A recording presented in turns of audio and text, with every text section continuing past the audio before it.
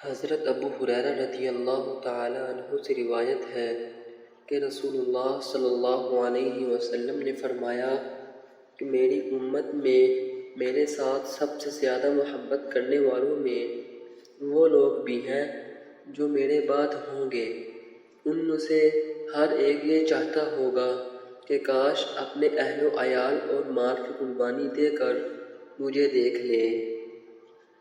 حضرت عبداللہ بن مسعود رضی اللہ تعالی عنہ سے روایت ہے کہ رسول اللہ صلی اللہ علیہ وسلم نے فرمایا، اس قیامت کے روز جہنم کو لایا جائے گا، اس کی 70,000 لگامیں ہوں گی، ہر لگام کے ساتھ 70,000 فرشتے ہوں گے جو اسے کھینچ رہے ہوں گے۔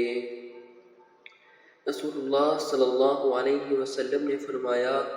3 دعائیں مقبول ہوتی ہیں، ان میں کوئی شک نہیں ہے، مظلوم کی دعا، مسافر کی دعا اور بیٹے کے اوپر باپ کی بد دعا۔